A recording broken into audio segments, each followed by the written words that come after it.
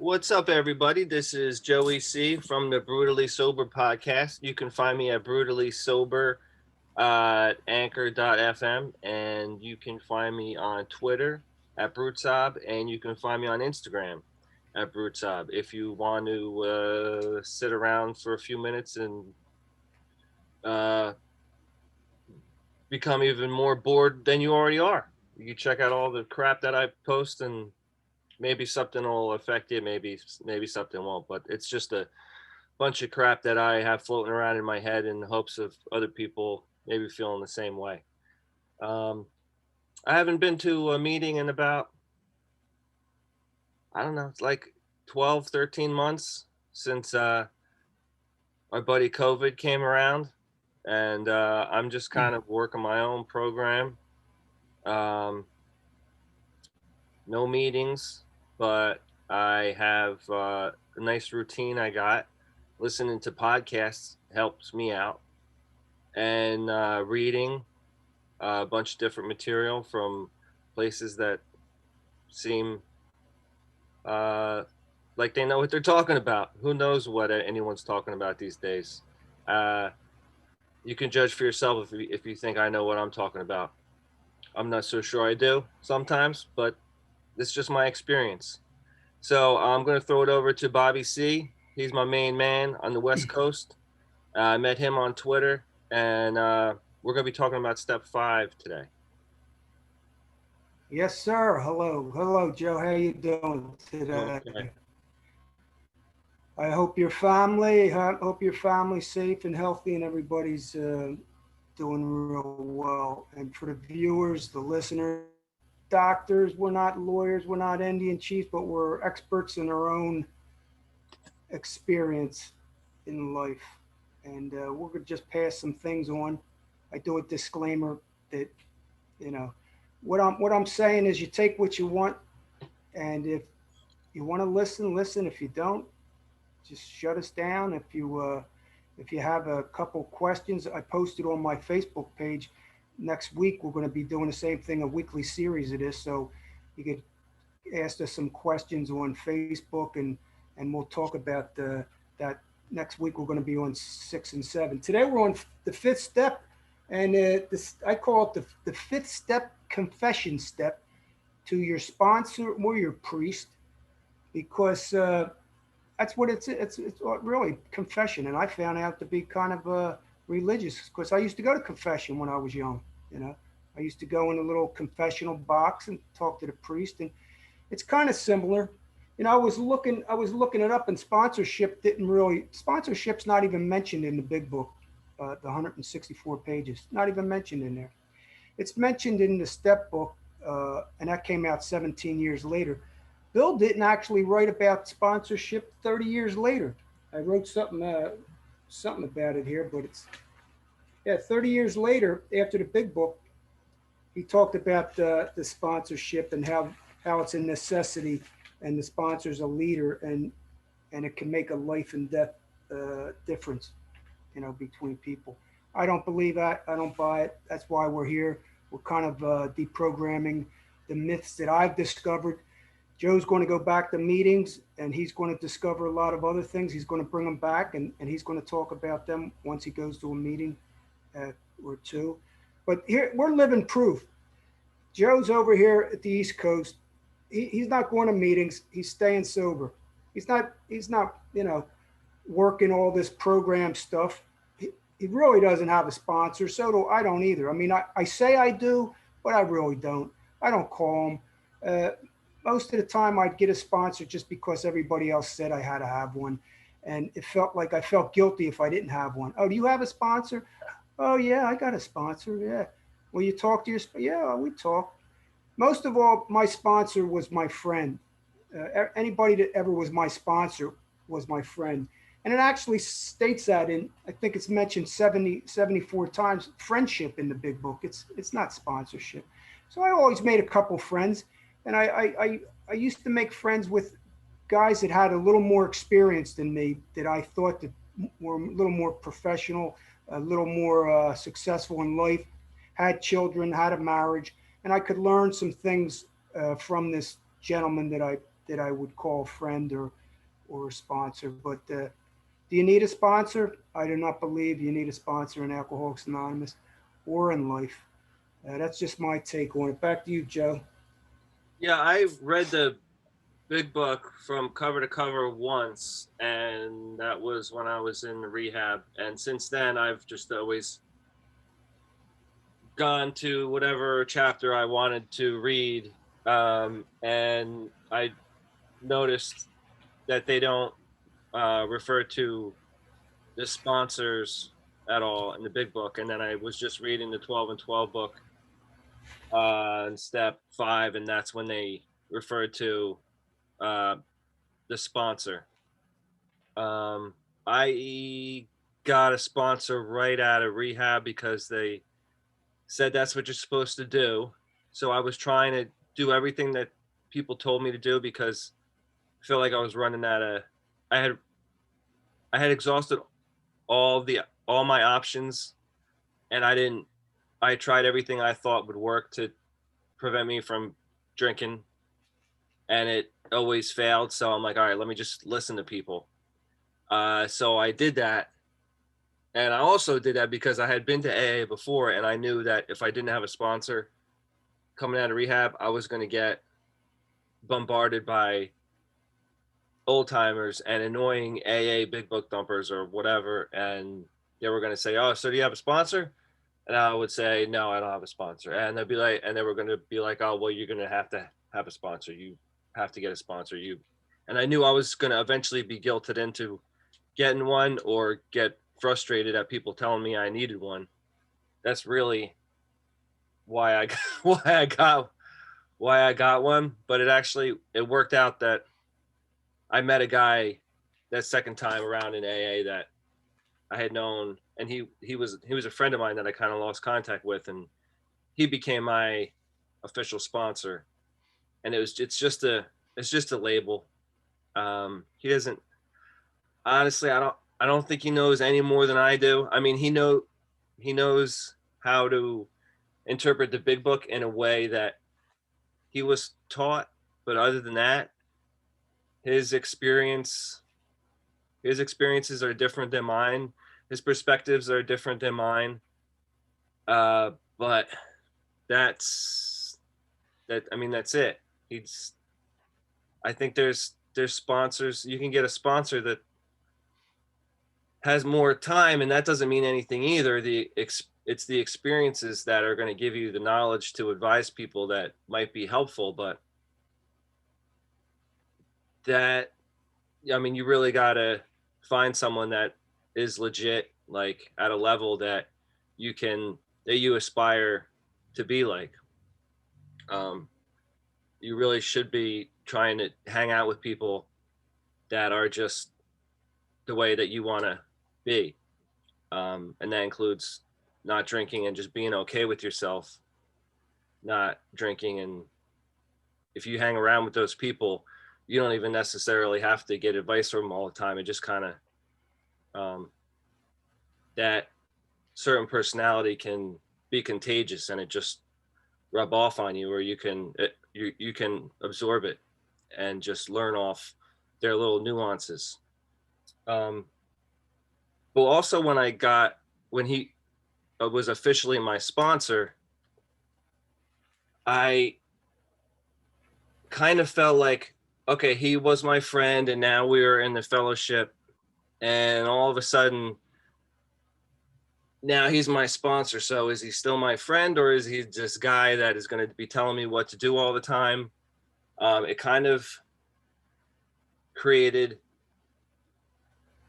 an what I perceive to be an unspoken hierarchy when it comes to sponsorship in the program. Have you ever thought about or perceived any kind of hierarchy in the program, Bobby? I know they say everyone is equal, um, but in my mind, that's how a sponsor feels to me. I feel like they're put on a pedestal higher than you, or the sponsee, that is. Yeah, that was always my kind of, well, see, when I first came in, a friend came to my house. His name was Lonnie. I'm still friends with him today. He's not my sponsor. He's a not just a friend. He's a great friend. And he actually took me to my first meeting. This was, I've known this gentleman and his family and his history and his kids and everything for 37 years. So I still consider him a friend.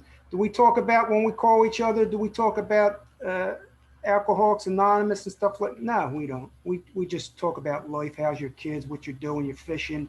What are you building today? He's always building stuff. So he's still a friend of mine today. I consider people during my time in recovery just friends that, like you said, have like-minded interests, and I get along with them and they get along with me.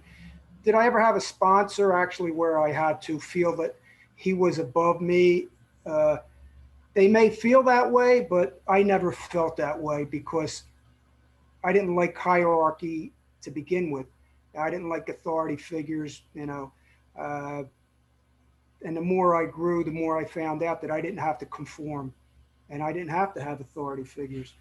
So yes, it seems that way, but for all the people, the new people, like I wrote down, if you're being sent to from family court, if you're sent from treatment, if you're coming in because you don't know where else to go, if you have cognitive dissonance and ambivalence about what to do when you're in, you have questions, you're afraid to ask in meetings, if you're looking for other choices while you're just listening because you're questioning your life situation or your abusive habit, this is a podcast for you because the things we're going to be talking about, believe me, you don't talk, it's almost like you can't talk about this stuff or question this stuff in meetings because you'll be ostracized. It's almost, even in definitions of brainwashing, it it has that type of a feel to it. This fourth and fifth step is like a character. It's like it's assaulting my identity.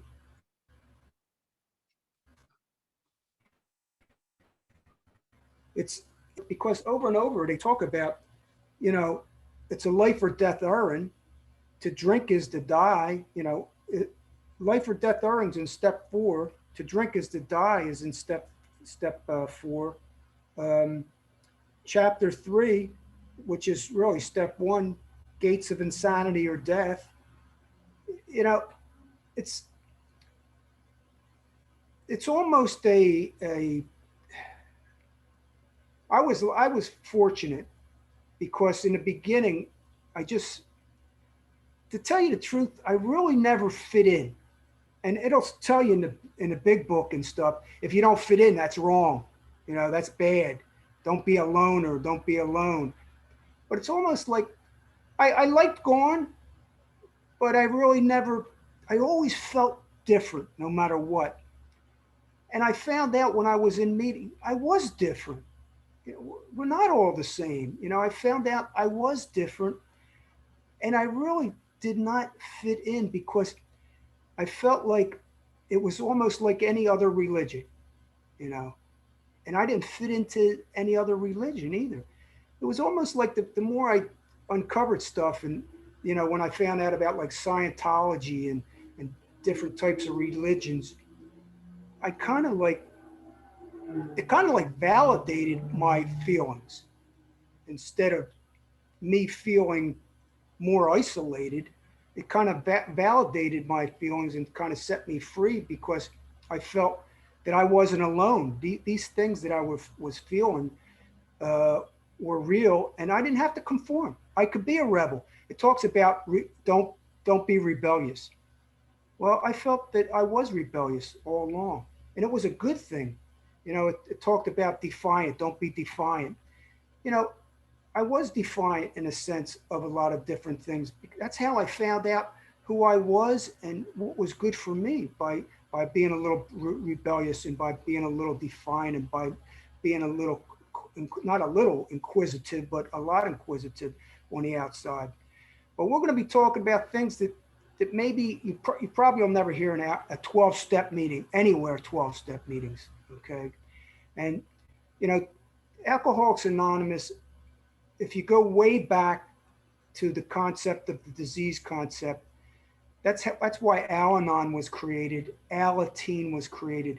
There's people that are in Alcoholics Anonymous. They came in from because their parents were in Al-Anon or AA. They went to Alateen. They've been in for 30 years, 40 years, because they're always talking about a lifetime program and a lifetime of recruiting.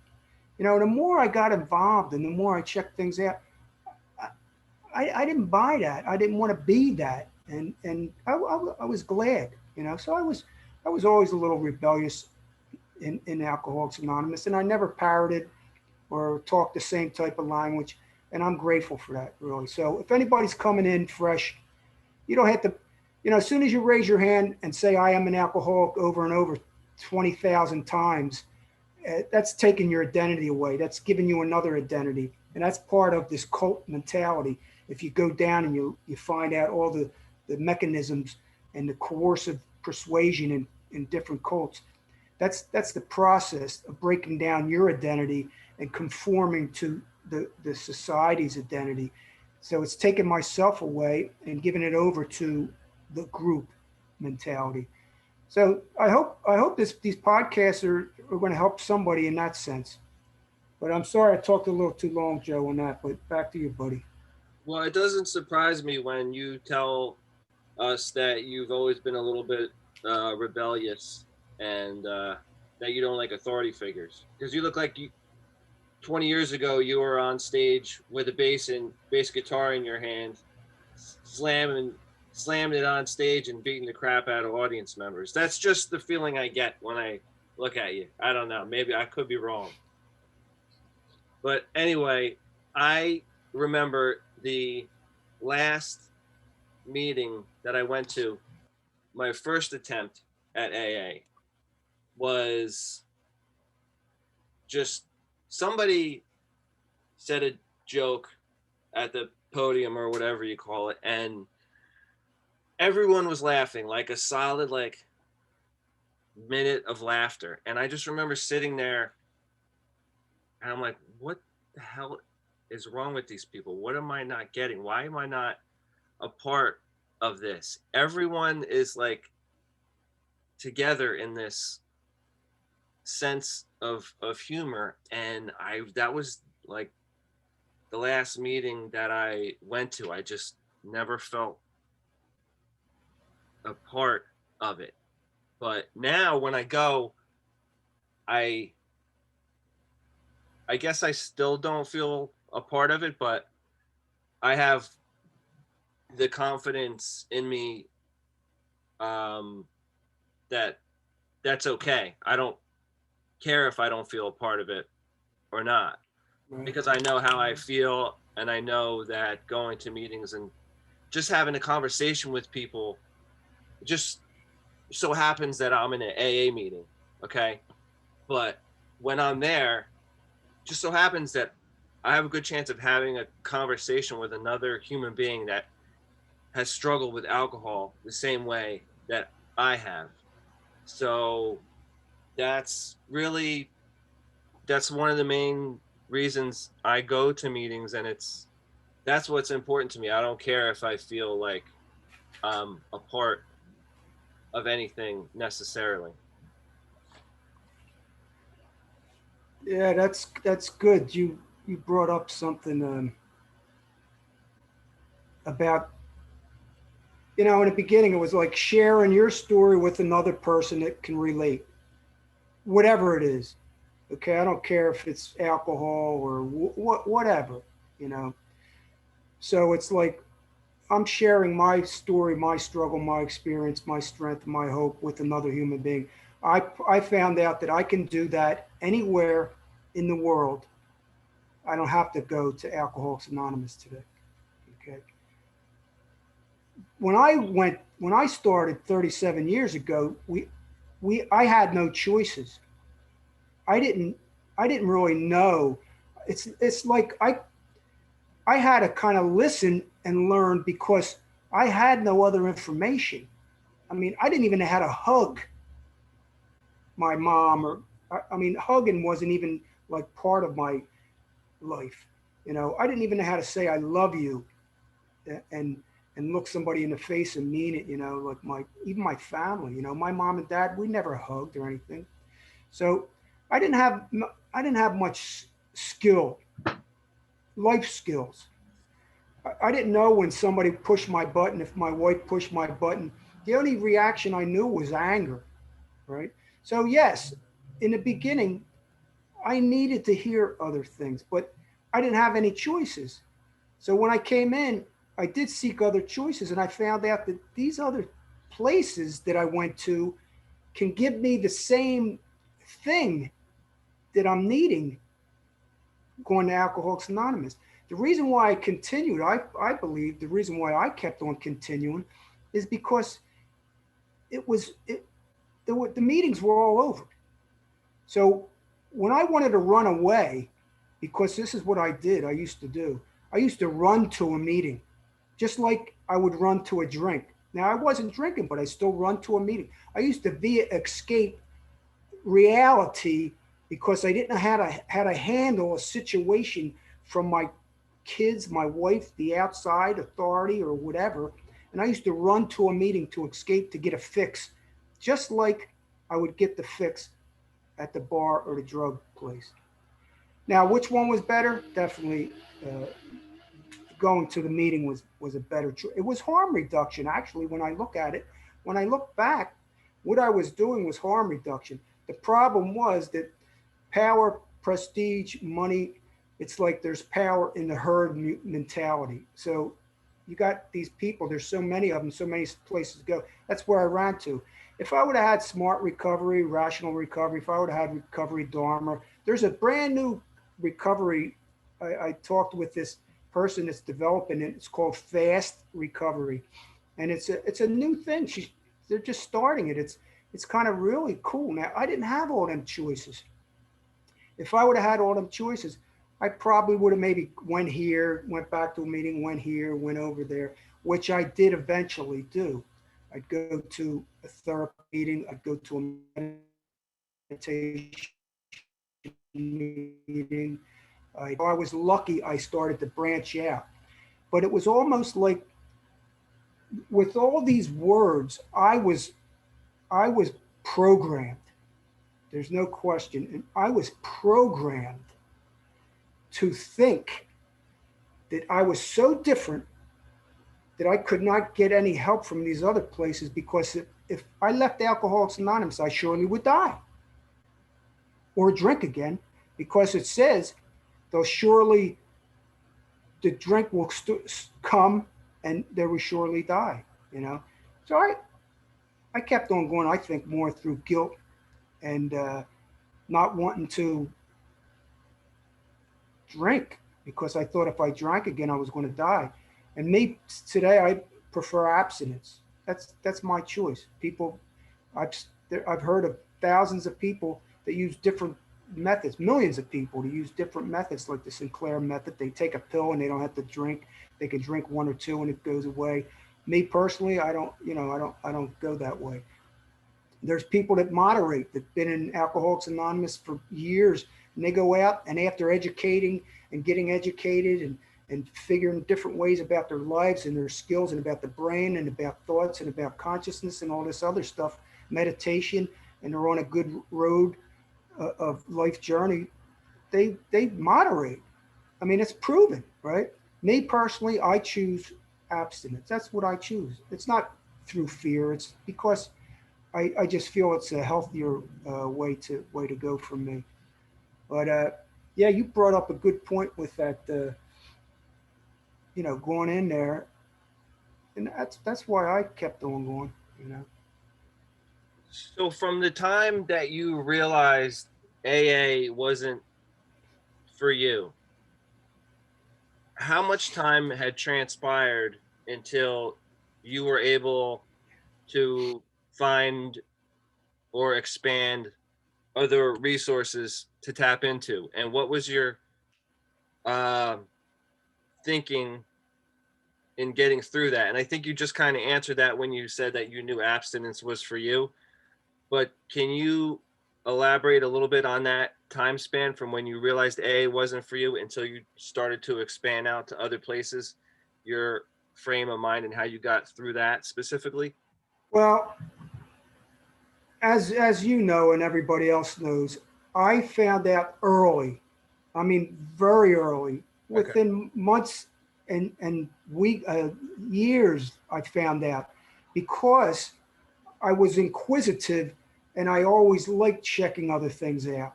So that was my nature. Yeah.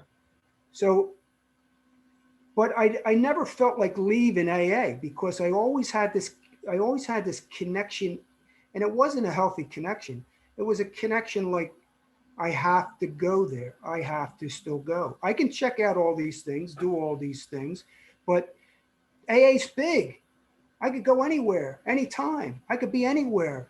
Uh, I didn't have the internet back then. I wasn't online. I didn't have podcasts. We didn't have any of them things. They called us alcoholic, and that's what we were labeled, alcoholic. Today, I mean, I'm still evolving. So how much time? It was soon, but how much time did it take me to actually leave and not go to any more meetings and feel like I don't need it? It's not. I always felt that I really like didn't need it, but I did need it. It was like cognitive dissonance, ambivalence. I need it, but I don't need it. And I always proved that I was okay when I left, go on vacation for 2 weeks, never went to a meeting. I, I didn't drink. I didn't want to drink. There was times in between sponsors, years, a year or two or whatever. I didn't have a spot. I didn't drink. There was times that I didn't sit and work 12 steps and do all this and read all these books, and I didn't drink. But I also did those things. So through all this repetition and experimentation or evolution, evolving out into other things, it took me years to be able to just sit because I had friends. It was like a hook. It's like the carrot and the stick. It's like a hook. I created these friends and this fellowship. And here, I'm going to be honest too with this. It was a lot of egotistical thinking on my part too, that I was powerful in the sense that I did have a lot of knowledge. And I had a lot, because I went to all these other places, I felt that I was powerful. And it could have been egoic, or it could have been just true nature trying to help. So I stayed for many, many, many years thinking that I could help others to achieve this expansion. And what I was doing is, I believe me, I helped a lot of people. People used to come up to Bobby, thanks for sharing that. I would never have said that. Thanks for the courage that you had to say something other than what everybody else is saying. I got that gratification, but it was like I had a responsibility almost. It was almost like I had this responsibility to pass on something that I knew. But then it became so like hypocritical for me because I'd go into a meeting and you're going such against the stream that it really is degrading for your soul, like your body, your spirit, your mind. It's almost like so hypocritical that when you leave, you almost feel worse than when I go, you know. And I stopped going for. I haven't been to a meeting probably in the last maybe 6 years, and I believe I evolved more in that time than I did in any other time because of my search. That I have this desire to uncover, recover, and discover more about humanity, about life, about myself, about the world, about the universe, you know. And I'm going to tell you the truth. Both these books really did not give me the uncovering and discovering mechanisms that I needed, you know. Back to you, Joe, and if you want to you touch something on what I just said. Well, when I started reading the chapter on the 12 and 12 for step 5, right off the bat, they talk about ego. And I labeled this step 5 the ego deflater based on how it's described in the book. I had a few questions I wanted to ask you. One of them is, do you think we need our ego? And I think that you just kind of answered that question without knowing I was going to ask it, because your ego helped a lot of people.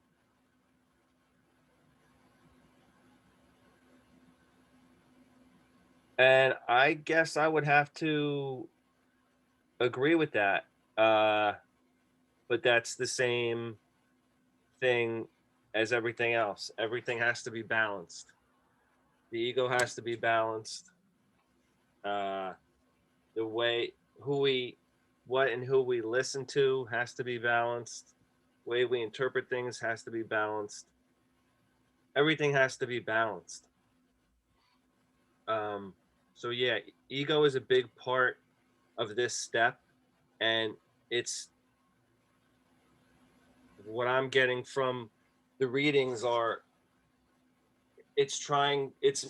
one of the main goals is trying to deflate the ego. I guess that's good if you want to try and change someone's thinking and get them to a place where they need to feel humiliated, and then somehow feel free just by telling another person all the stuff that they've done. It's described in the 12 and 12 as such a magical and godlike experience after you've admitted to God and to yourself and to another human being all your defects. It wasn't that way for me. I had contemplated my poor decisions while under the influence of alcohol, and I knew that they were wrong. And I had come to terms with it, I guess. I knew that I was going to keep drinking, and if I made poor decisions while I was drunk, drinking was just the part of my life that I needed, and any poor decision that I may have made along the way was going to be a small sacrifice, as long as I could keep drinking. So I wanted to ask you, I think I know the answer, but at some point, did you do step 4 back in the day? Uh, what they consider step 4, did. I did my first 4 step with a priest. Okay. And did you? Now I was Catholic. I was raised Catholic. Okay, so my first 4 step, I wrote down. He kind of said, just get started, write something down. My 5th step, I did with a priest. I wrote down my 4 step, went to the priest. Here's a story. The priest told me after I confessed my sins, which that this is, it's actually a breakdown of self. Okay, confession is a breakdown of self. Religion is a breakdown of self. Religion and AA there's no difference. It's copied, identical. If you believe in religion, you'll really like Alcoholics Anonymous. If you believe in the religious structure at the breakdown of self and the confessions of sins, admitted your faults, confession, amends, and all the other retributions throughout your entire life, constantly going to confession and making these admissions. You'll do good in Alcoholics Anonymous because it's religion. Okay. Me personally, I see it's religion. It's a break. You're talking about the ego. Oh, did I do the fourth step? Yeah, I wrote the fourth step. I went to the priest, did the fifth step. Here's the deal. The priest told me, he said, make make the big book. This is what he told me. Okay. He said, make the big book your Bible. Mm. That's what he told you know, because it is a Bible. It's copied off the religion. You got the Bible, you got the big book, you got priests, you got sponsors, you got amends, you got amends, you got confession, you got confession, you got the 10 commandments, you got the 12 commandments. Over and over. You go to meetings, you go to church. You believe in God, you believe in God. You believe in Bill W, Jesus Christ, you believe in Bill W. It's identical. There's really no difference. Okay, so I go to the priest. He says, make the big book your Bible and make the meetings your church. Okay, all right, no problem. I got that. Now the same priest, I started to go to church, and the same priest that I seen started. This was when adult children of alcoholics. This is 37 years ago. Started to get popular. Everybody started to write books. See, the 12 steps became book money. It all became money. So everybody started to jump on the bandwagon and rewrite the 12 steps and get into, ACOA, CODA. So he got into CODA, ACOA, women, all women, a lot of women. And this priest he was smart. And people still know him back in Jersey. Okay, I'm not going to mention his name. But he's seen the money in it, and he's seen the help that he could help people, but he also seen some things. He actually took his collar off, left the church, and started a big retreat center, and started to be the guru of ACOA, CODA, and all the philosophy of the 12 steps. Money, money, money. It was big, and he was helping a lot of people. He really did. He helped a lot of people because a lot of people branched out into other things after that. So I think a lot of people's consciousness kind of expanded and became aware of different things. So I believe he helped a lot of people, but he took off his collar and he found out religion was a crock of shit, and he got married, so that saved his ass, right? So yeah, the answer is yes, but guess what? I didn't have to go to the priest, but I could have went to anybody else. I didn't even have to be an AA and do that. I believe today, I still do these things today. See, people think, it's a carrot and a stick. They give you it's a carrot and a stick because the mind, the mind's a computer. If you think you're going to tell somebody and it's going to go away, you're mistaken, ladies and gentlemen. It don't go away. It's still in the brain, okay? It's a process. It takes time.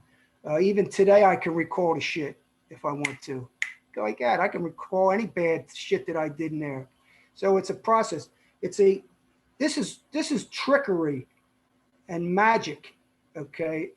Tell you the truth, because words cast spells upon us anyhow, and that's part of magic isn't that bad, but sorcery is, and this is like sorcery in its sense. But it's a lifelong process. If you choose it, it doesn't have to be. You could live a life. You could quit drinking or moderate or do whatever the hell you want to do. Me personally, I just like to learn more, and get more knowledge and learn more about care and natural law. I'm into things called natural law, and if you defined me, you could use labels, but I don't like labels. I don't buy labels. What else, Joe? What the hell did I just went off on a Bobby, tangent? see, you've answered almost all of my questions without me asking them. Here's my other question that you just answered. Where is it? Okay. After step 5, did the grace of God enter your being and expel your destructive obsessions? No, that's bullshit. Okay, it's just a fantasy bullshit magical mystery. If you believe in religion, you'll give credit to this magical man in the sky. But if once you understand knowledge and consciousness, mind, thought, and all that stuff, you'll understand that it's you. It comes from you. Here's step 6. You want to do here? Here, you want to do? Let's see. Here. Step 6 here. 5. Here's step 6. We'll do it real quick. This is what they, this is before the step book came out. Here's step 6. If we can answer to our satisfaction, we then look at step 6. We have emphasized willingness as being indispensable. Are we now ready to let God remove from us all the things which we have admitted are objectionable? Oh, yes, I do. Please, God, remove them. Okay. Most people say, shit, yeah, he removed them, man. I'm done. I'm cured. That's delusion. The 12 steps are actually delusion. Okay. Can he now take them all, everyone? If we still cling to something we will not let go, we ask God to help us become willing. Okay. When ready, we say something like this. Okay, we just did step 6. It's only a paragraph. It's done. Okay, here's step 7. When ready, we say something like this. My Creator, I am now willing that you should have all of me, good and bad. I pray that you now remove from me every single defect of character which stands in the way of your usefulness to you and my fellows. Grant me the strength as I go out from here to do your bidding. Amen. Now that doesn't sound religious. Come on, people. Wake the hell up. All right. That's step 7. Oh, I'm done now. Here's the hook. Here's the carrot.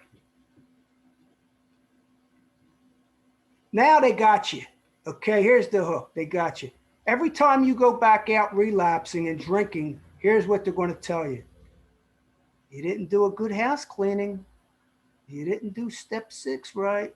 Keep on going 6. You didn't do 7. You didn't do 8. You didn't do 9. It's taking the responsibility away from a human being, placing it on the steps in God. We got no responsibility. It's not us. We can do whatever the hell we want. Because I just got to go back and try to see what the hell I screwed up with. I'm so effed up. Did I messed up something? Uh-oh. Let me go back and double up my efforts. Sorry, Joe. Go ahead.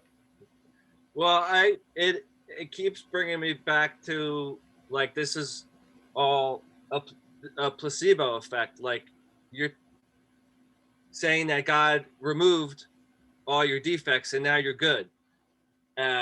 It's like somebody going to Joel Osteen or one of these guys and saying that they've exorcised the demons. Yeah.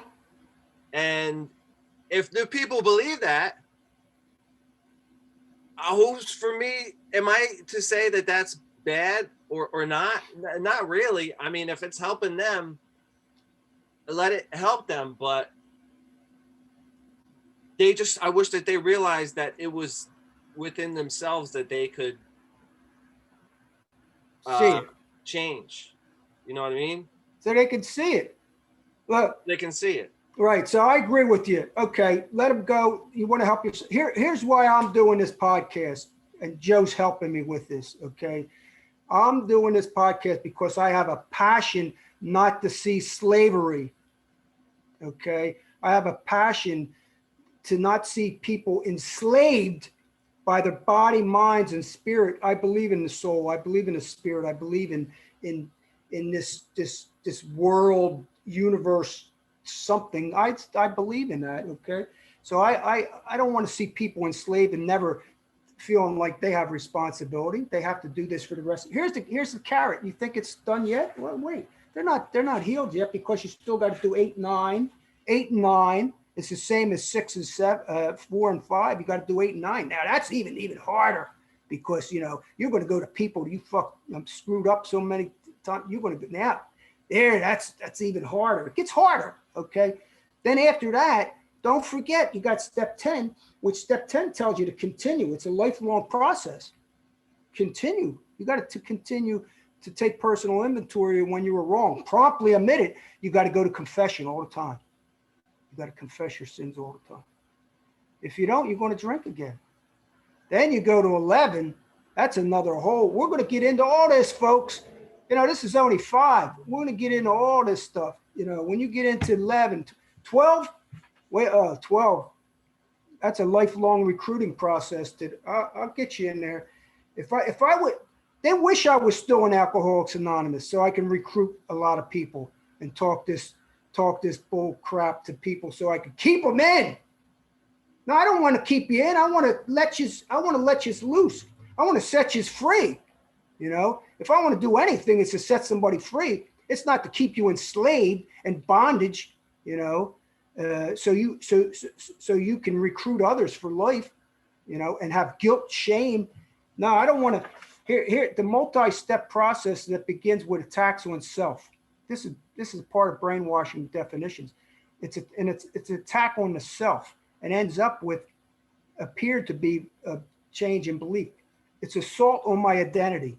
When I say, Bobby, hey, I'm Bobby C. Alcoholic. I'm not alcoholic. That's not who I am. It's an assault on my identity. Guilt, shame.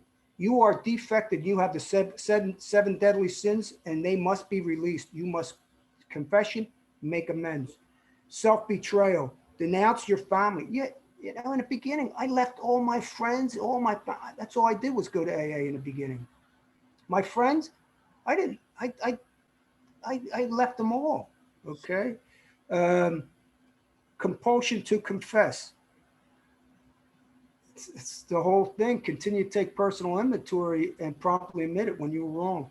Channeling of guilt, progression and harmony, confusion and rebirth, confession and rebirth. It even says there, I was born again.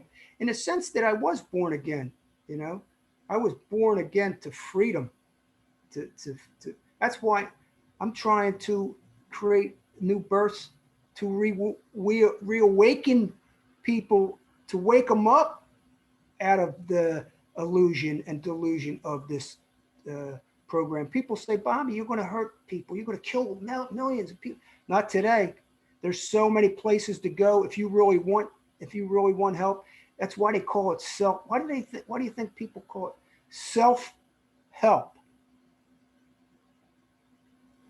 That in itself tells you self-help. Bobby C., I think we need to wrap it up in a few minutes. But before we do, I want to ask you a couple more questions real quick. They are just 2 that you so happen to not answer for me already. Here we go. You ready? Right on. Do you know what extemporaneously means? No. I could look it up in a dictionary. Say that word again? Extemporaneous.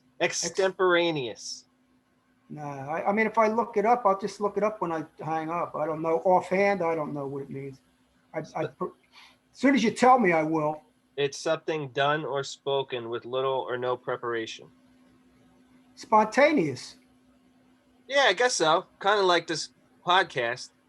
Yeah, we're spontaneous. Yeah. They use that word in a 12 and 12 referring to it's one of the reasons why we loved alcohol so much, because it made us extemporaneous in certain situations. Yes, I agree with that.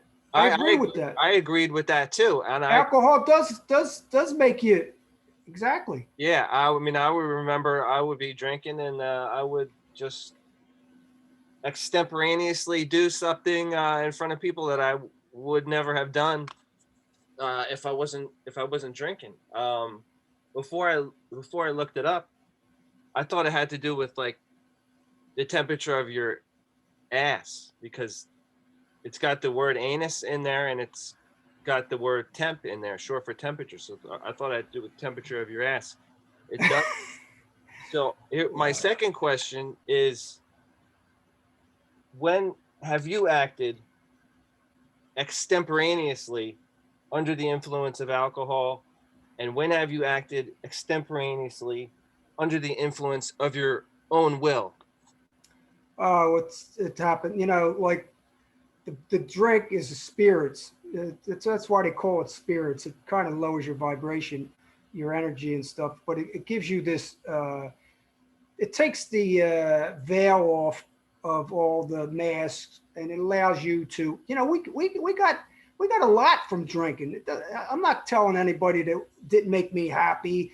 It didn't give me the sense of freedom and all that other stuff. It did.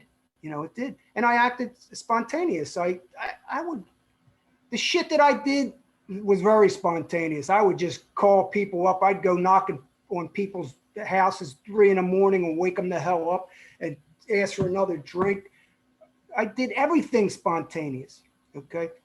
Today, I kind of, spontaneity is, it happens when it happens. It's more like, I don't have shit planned. I don't like to plan a lot of stuff. I like to have the kind of universe or the situations come about, and then I move with it, you know. And that's kind of spontaneous today. You know, if my wife says, "Hey, hon, let's go out," okay, let's go. You know, you kind of flow with the. Not that I do that all the time. So I have a balance today with that. You know, I make plans, I set agendas. I could do like this podcast. When we get on, this is spontaneous. What the hell? I didn't write what I'm talking about right now. So it's kind of an organic, spontaneous type of deal we're doing right now. But yeah, alcohol brought me this thing that I thought was happiness and everything else. But I found out happiness is overrated. It's this word happiness is everybody's looking for, but I don't know. Well, Bobby C, I feel the same way.